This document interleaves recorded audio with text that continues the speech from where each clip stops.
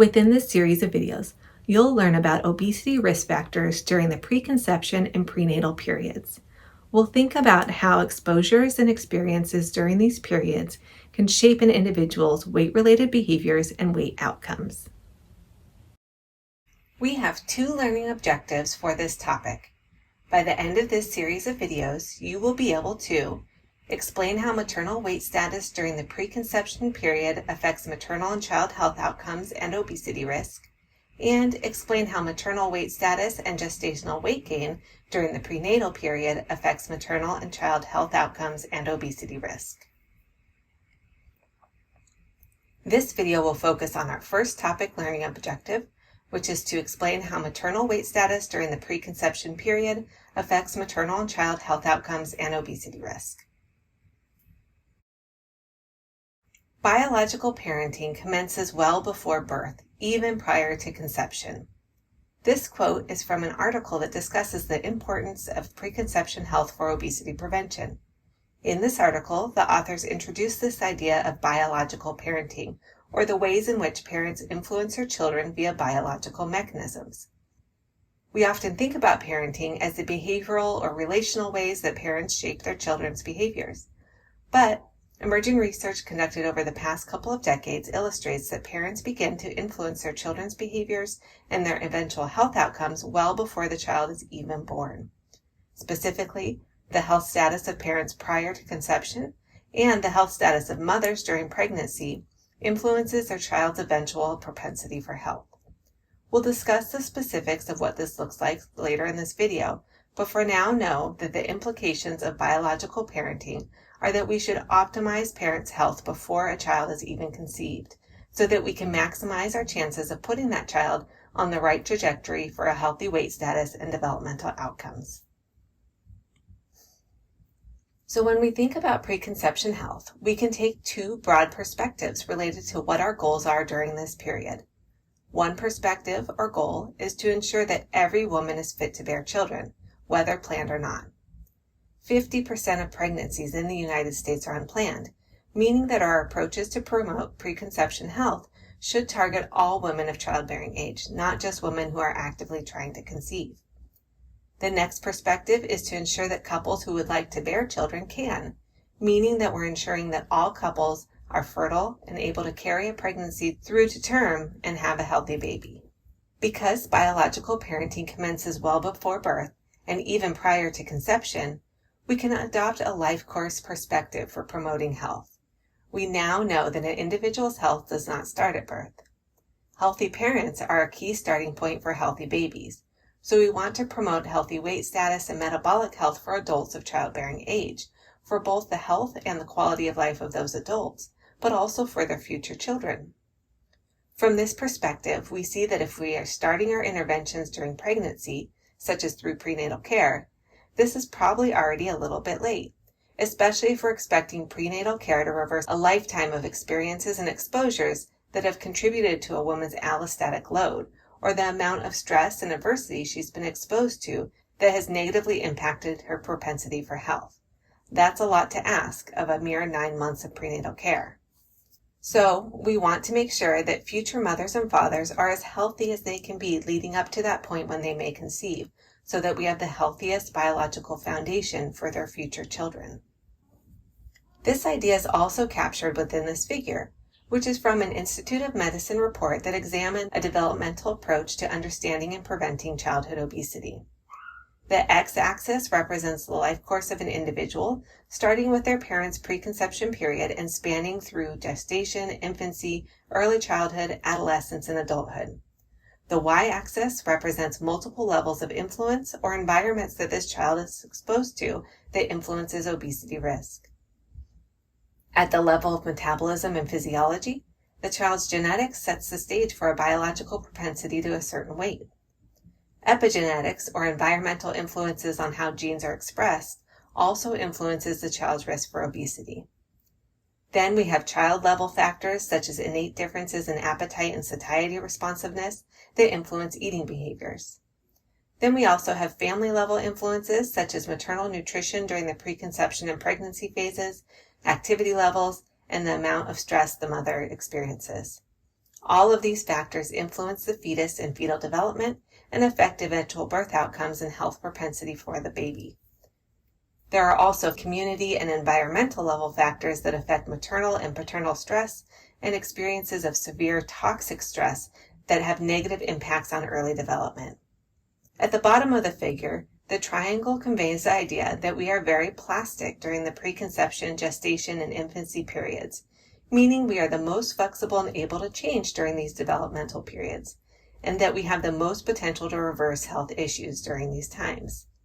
This plasticity and reversibility decreases as we age. For all of these reasons, early intervention during the preconception, gestation, and infancy periods has the most potential to affect lasting change and maximize individuals' propensity for health. We are going to talk about preconception health and use some of the terms that are defined here on this slide. I want to make sure that you understand these terms before you see them on the subsequent slides. The first term is fecundity, which is the biological capacity to bear children. This means that an individual has reproductive organs that are healthy and functioning as expected. They also have the hormonal balance needed to conceive and carry a child to term. Fertility is the actual production of a child. This involves being fecund, but also being able to carry a child to term and have a viable pregnancy. The clinical definition of infertility is the lack of conception after 1 year of unprotected intercourse. Finally, miscarriage is the loss of the conceptus in the first 20 weeks of pregnancy. Let's now think about how prevalent these fertility issues are in the United States. Around 15% of couples in the U.S. are involuntarily childless. Healthy couples who are having unprotected intercourse have a 20 to 25% chance of becoming pregnant within a given menstrual cycle. In addition, miscarriages are actually more common than most people realize.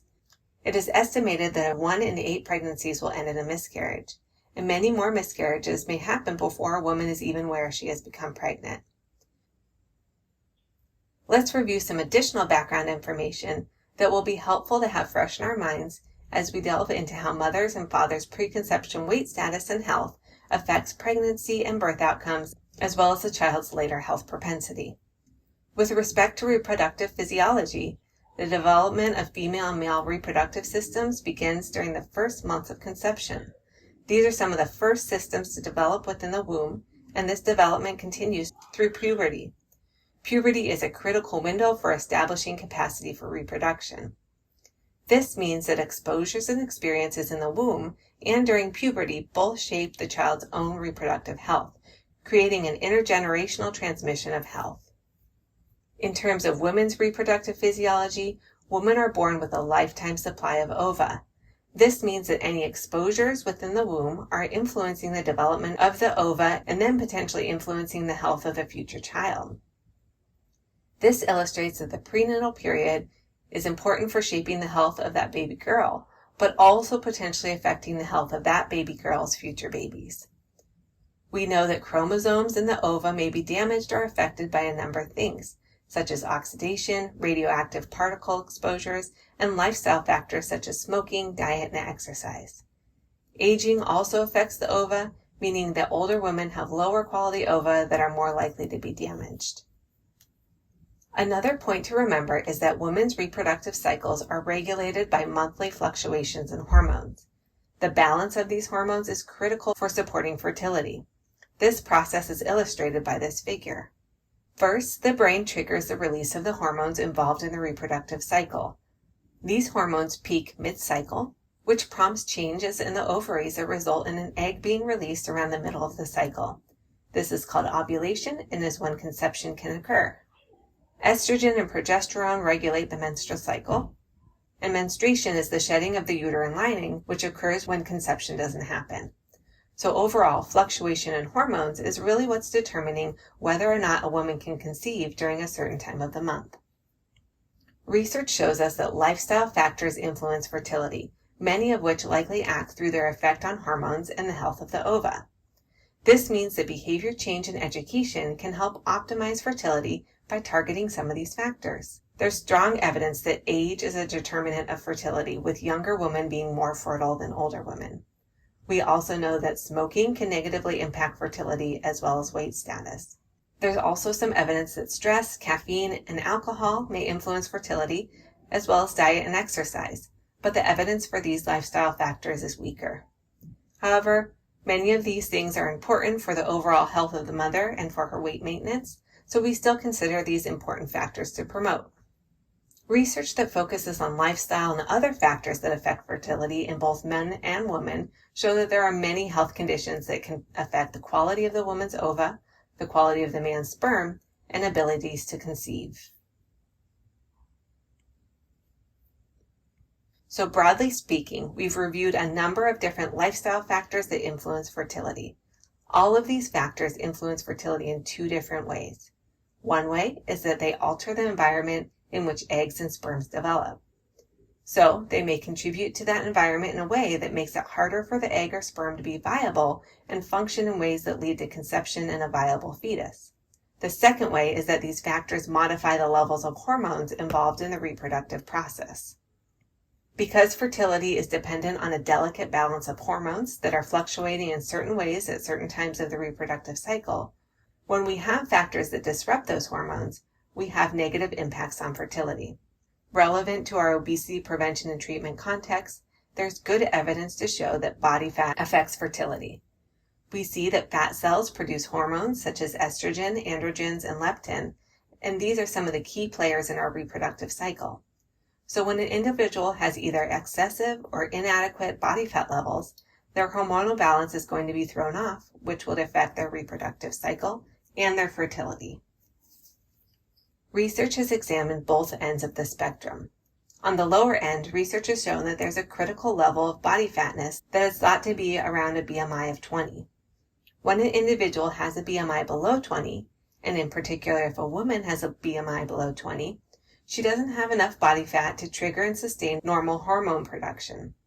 Too low body fat can disrupt the reproductive cycle for that woman, meaning that she may have delayed onset menstruation because she doesn't have the necessary level of hormones to trigger menstruation. This may also lead to amenorrhea, or the loss of the period. It can also lower libido for both men and women, and for men can lead to reduced sperm production. So having enough body fat is important for protecting the hormones and the hormonal balance needed for women's reproductive cycle and for both men and women's reproductive health. This means there is a U-shaped association between BMI or body fat and fertility. Here are some data illustrating this for women. We have body mass index on the x-axis and odds ratios for infertility on the y-axis. An increasing odds ratio means higher risk of infertility. We see higher risk for infertility at low BMIs as well as at higher BMIs. We also see lowest risk for infertility for women with BMIs between 20 and 22. So, obesity negatively impacts fertility. But when a woman with obesity does become pregnant, having obesity before and during pregnancy can also affect her pregnancy and birth outcomes, as well as her child's health. In fact, the mother's BMI before she conceived is one of the strongest risk factors for the child's obesity later on.